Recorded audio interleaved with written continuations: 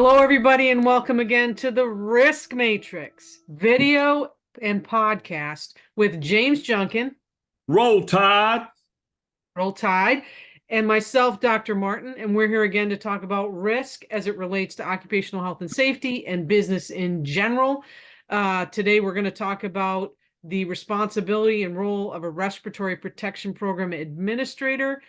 Something that James and I have been talking about recently, and I think he actually has an article coming out on his LinkedIn next month about this particular topic. So listen up. First, I want to give us a little bit about our sponsor today. This episode of the Risk Matrix, powered by Veriforce, is sponsored by UCPM. UCPM is a specialty wholesale broker and program manager specializing in environmental insurance. Contractors in the Veriforce network can get their contractors' pollution liability insurance through UCPM Environmental Insurance Specialists. UCPM provides expertise and resources with competitive premiums and proper pollution coverage that helps protect your business from environmental claims. Contact your insurance agent and have your agent contact UCPM and save up to 25%. For more information, visit veriforceNetwork.com/offers/UCPM.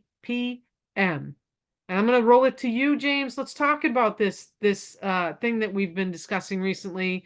Respiratory Protection Program Administrators. I know you write policies, and that's in the Respiratory Protection Policy. What about it? Well, respiratory protection became something of interest to everyone during COVID because we were out there putting people in N95 masks and a lot of business cases, some people using cloth masks, whatever. I don't want to turn this into the effectiveness of the cloth mask versus the N95. We may have discussed that in another episode, but that hopefully that's behind us, right?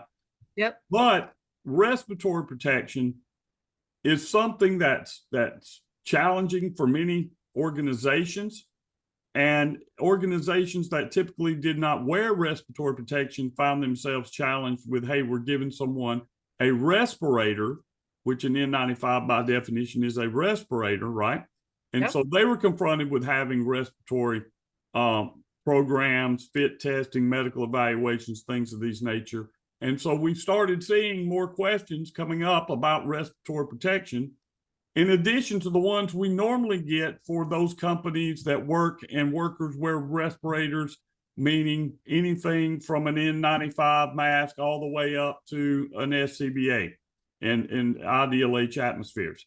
And what I found is most safety professionals really have a lack of understanding of what the responsibilities are for the Respiratory Protection Program Administrator and what the qualifications are from the Respiratory Protection Program Administrator. I bet you've seen that as an IH too.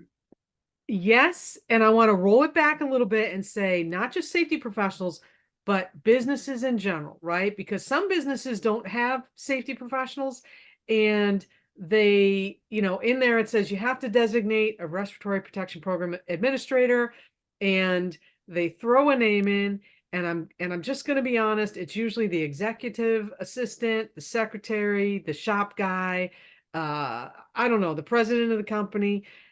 And what happens, James? Or I mean, I don't know if anything happens, but Well, I mean, are they qualified?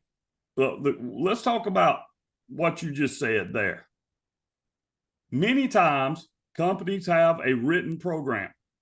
Often that program is either something they copied and pasted from somebody else's program, which we do not recommend, or They copy it right from the standard. Like I've seen people copy the entire standard and call that a policy. That's not a policy. We write 10,000 plus policies a year, and respiratory protection is one of them. The Right. things that go in that policy come from what is required under the regulation.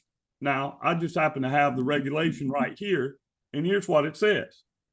It says that this paragraph requires the employer to develop and implement a written respiratory protection program with required worksite specific procedures and elements for required respirator use.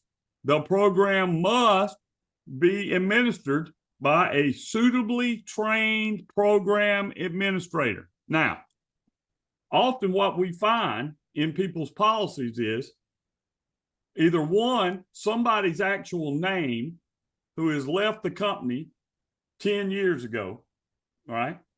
Yep. Or more commonly, it will say things like HSE director or safety director or safety manager. Or sometimes they don't even have a safety manager, right? But they're saying it's the safety manager. Absolutely. It says the safety manager. We don't even have that on our organizational chart. Now, when I do assessments of companies and I come across a policy and we're doing this assessment, I'm sitting with their safety designee, whoever that is, director, manager, whatever. Often those people are shocked to learn that they are the respiratory protection program administrator. Okay. They're like, oh, that's me. It's funny, not funny, right? Funny, not funny. That's me, bro. I'm supposed to do that. Sure. What is that? Here's a mask. So what does suitably trained mean? And let's talk about that for a second. Now, I implore safety professionals to read their policies. Most of the time, they have a policy in their safety quote unquote manual. That's a different discussion. You know, like we say, there's no such thing as safety culture. There's organizational culture. I like to say there's no such thing as a safety manual. There's policies and procedures that support the foundation of your safety management system, right? But I digress. I'll start a rant. We don't have time for rants today. Well, we do have time for rants, just not this show. Different. Right. Most of the time when they have those policies, they're just happy that those policies have passed some pre-qualification review. And a pre-qualification review is not an assessment of the entire program, right? But even if you're good to go in the pre-qualification system, you need to read your policy. And I'm shocked how many times people have policies and procedures that govern critical aspects of their safety management system that they have never read. Okay? That's why we get to that point and they're like, that's me? Yeah, bro, that's you. Well, I didn't know that. The second thing, if you're going to be putting people in respiratory protection, anything from an N95 all the way up to an SCBA, you need to read the respiratory protection standard. Okay? That's not training. That's not training. Doesn't qualify. Okay? Doesn't qualify you. Neither does, and I'm probably going to interject something you don't want to hear here. Neither does a degree in safety qualify you to be a respiratory protection program administrator. And we can get to that, or we can wrap it in now. All right. Well, let's talk. Let me go to this. Let's go back to the standard, but let me finish this thought and we'll plug that in because it's timely and it's appropriate. Okay. Most OSHA standards are boring. If you have trouble with insomnia, hear my words. Get out subpart O machine guarding and read that. If that doesn't put you to sleep, you need to seek professional medical advice. Okay? That's boring. But whoever wrote the respiratory protection standard, they wrote it in a manner that anyone with a 6th grade education can understand. Now, OSHA doesn't have to say anything but once for it to have the force of law. You agree with that? I agree. But you'll see in the respiratory protection standard, oftentimes they come back to reemphasize, and this is another portion. We just read you need to be suitably trained, right? Okay. 1910-134C3 for the safety nerds that listen to us says this: the employer shall designate a program administrator who is qualified by appropriate training or experience that is commensurate with the complexity of the program to administer or oversee the respiratory protection program and conduct the required evaluations of the program's effectiveness. Now, back to what you just said. qualified by appropriate training or experience. Now we're going to set you aside for a minute. You have a doctorate in safety and you're award-winning certified industrial hygienist. I would say that qualifies you by training and experience to administer a respiratory protection program. Not always, not always. And, Okay. and we can get to that. All right. Now, I have a master's degree in safety. I'm a certified safety professional. I have a master safety professional designation and a bunch of other letters, but none of that individually qualifies me to be the respiratory protection program administrator. I didn't take a single class in my undergrad or graduate school that was called respiratory protection. Okay. And it's not just about respiratory protection too, when you're looking at who's qualified and trained and experienced. And this is why I was saying not always am I, as a certified industrial hygienist or a doctorate in safety, the person. Because if you're not learned in the hazards for which you are using respiratory protection, you are not appropriate for the task. Now, a lot of these hazards I am, right? But I'm just going to say, if you've never been in a shop situation where welding is performed and you have hexchrome, right? And you don't know anything about hexchrome and you don't know, you might be able to qualify to be the respiratory protection program administrator if you've got help, but not by yourself, right? So you have to be using the appropriate resources in order to help you do that task. So not always am I by myself qualified. So I think the key word in that standard is complexity of the program. So yes, they could have put your common phrase that you love to say, it just depends. Okay. As the hazards increase, so does the complexity of the program increase. Respiratory protection, if you're dealing in, let's say, to me, this is my opinion, you can correct me if I'm wrong, I'm not the IH here, but for me, it's easier to administer a program where we're dealing with H2S because we're going to put them under an SCBA. Okay. You also were involved in writing the standard. You also have a great deal of experience working in H2S I do. Environments, right? But and I almost respirator is easy. But I also would say that you're probably more qualified in that situation than I am. Well, I don't know about that, but I may have wore more SCBAs than you have, but I don't know. Well, or worked with the H2S. Okay? Even though that H2S, extremely deadly at what I call low concentrations, many people call high concentrations. The respirator selection for that is pretty simple. It's an SCBA, right? Or a supplied air respirator with a hose line. Where respiratory protection gets extremely complex is when we start talking about what kind of filter do we need? What kind of cartridge do we need in these air purifying respirators? The change-out schedules. The change-out schedules, breakthroughs, evaluations of those type things. So just because I've got a degree in safety doesn't mean necessarily I'm qualified to select those type of respirators. Now, let's deal with that word qualified. Dr. Martin, qualified and competent are often used interchangeably in the practice of safety. We say these things all the time, but they have legal definitions. They do. So what does qualified mean? Oh, come on. You're going to put me on the spot. You're the guy who reads from the standard, right? Well, in general.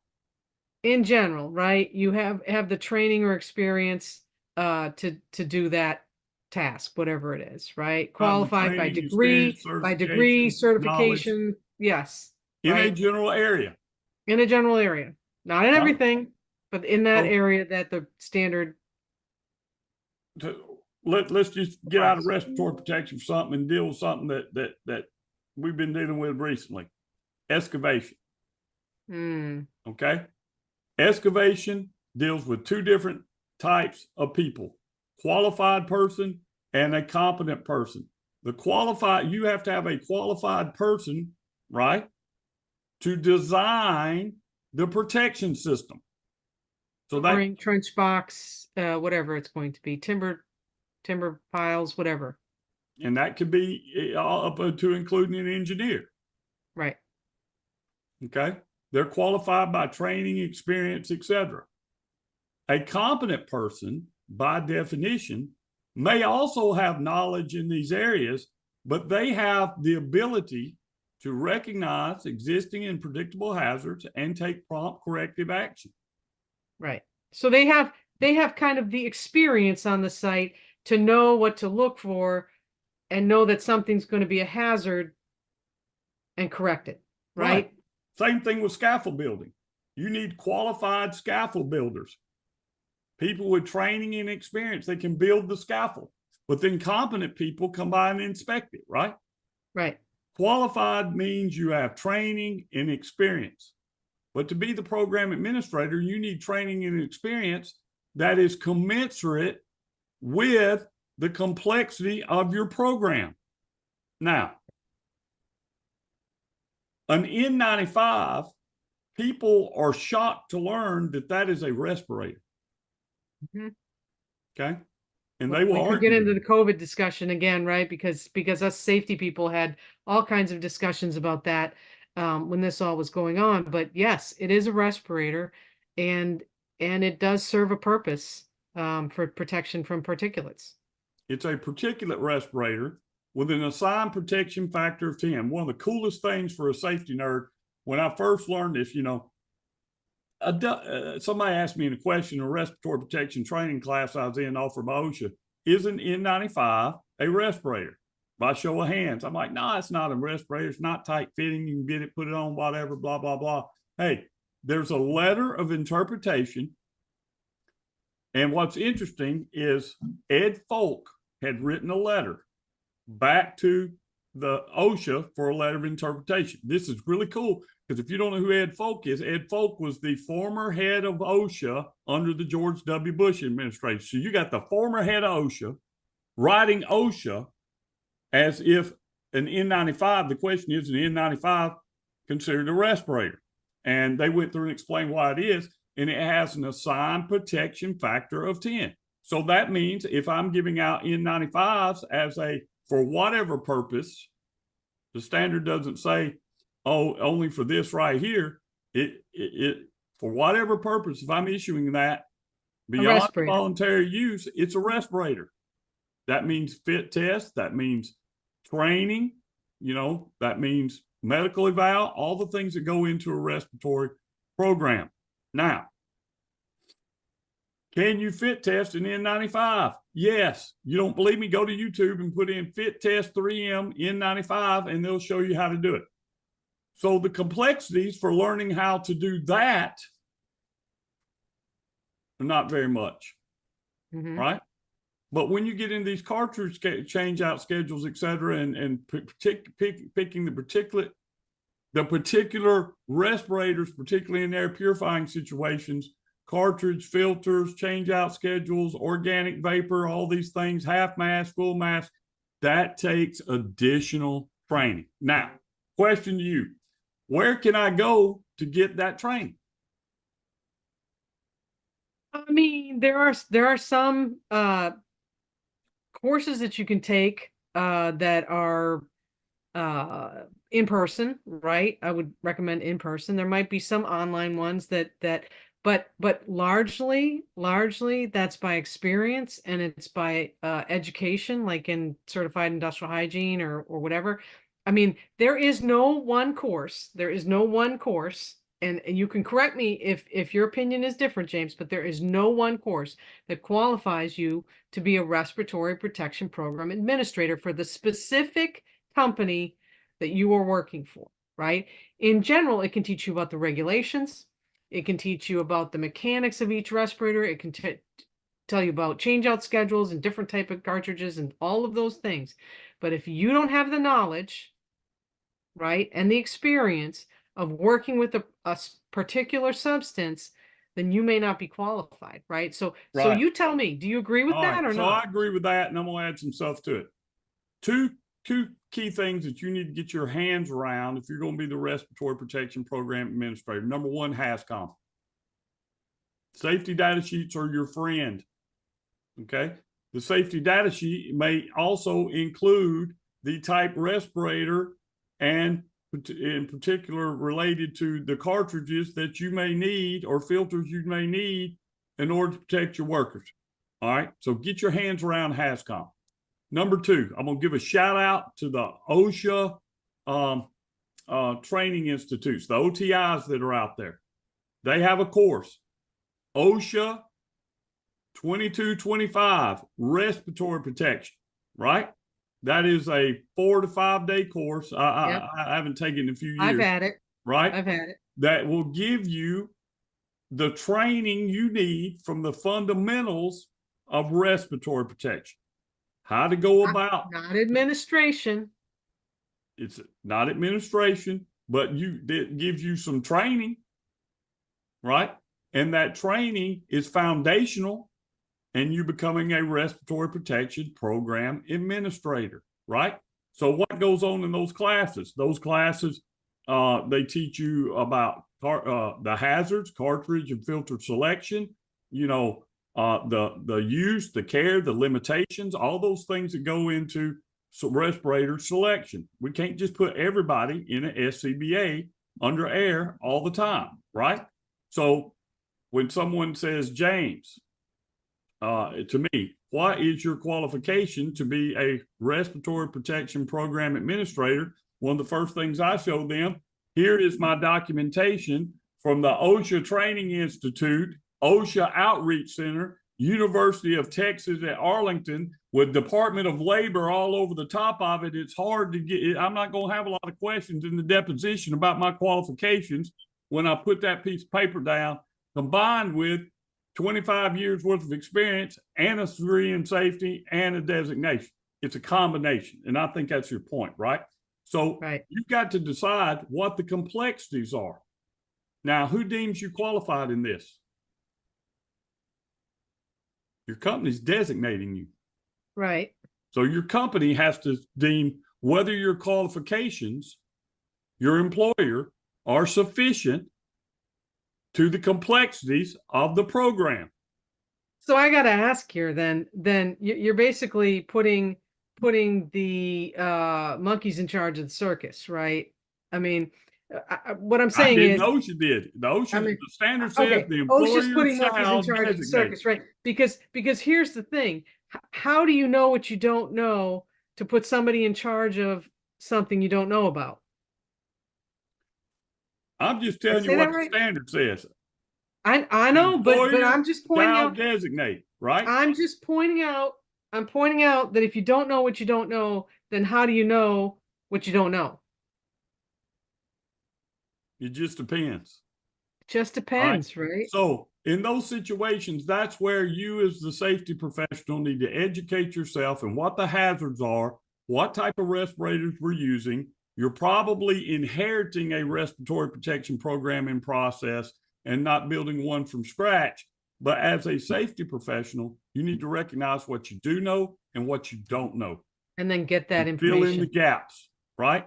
Every situation is different. I cannot tell you, you need to go get A, B, C, and that's going to equal D for qualification for your respiratory program, because each one has its own complexities. Example, if I'm putting people in the oil field in SCBAs to work around H2S, then obviously the respiratory protection program administrator, in my opinion, needs to be well versed in H2S and supply their respirators. Could a person who's worked in a fire department and worn SCBAs in hazardous atmospheres for 10 years that went through that, could that be part of their qualification? Absolutely. But that doesn't necessarily mean that that same person has the knowledge, experience, and qualification to go out there and deal with hex chrome. To your point, right? Right. Now, as we wrap this up, the second point of the program administrator's responsibilities is this part of the sentence. The employer shall designate a program administrator who is qualified by appropriate training or experience that is commensurate with the complexity of the program to administer or oversee the respiratory protection program. We've covered that part. Then there's a word called and. conduct the required evaluations of programs' effectiveness. And is a conjunction. You remember and? Yep. Right. Means So both. Schoolhouse Both this. Rock. Schoolhouse Right. Rocks was great. Conjunction, Kids are junction. What's missing your out. function? That's it, baby. Conjunction, junction. What's that function? Hooking up words And phrases and clauses. clauses. Like and, but, and, or will get you pretty far. So everything on the left of the sentence is as equal important as everything on the right. And conduct the required evaluations of the program's effectiveness. And nobody's doing that. Right, right. Okay. So, I want to say, look, we could go on about this. You're going to come out with an article on this specific topic. You do know a lot about it, and I do think you're qualified to be a respiratory protection program administrator, sometimes more so than I am. But one of the things I want to point out is, one, our listeners just heard us sing together, which never should happen, but wasn't it lovely? Roll Tide, baby. Roll Tide, baby. And the other thing is, why do I always say things like, that's like putting the monkeys in charge of the circus? Because people are going to pick up on that, and they're not going to be very happy. But it's kind of wrapping things around and making it very convoluted and hard to follow, because you're basically asking somebody who's not qualified to put somebody in charge that is qualified. And how do you do that, right? How do we do that? And you pointed this out.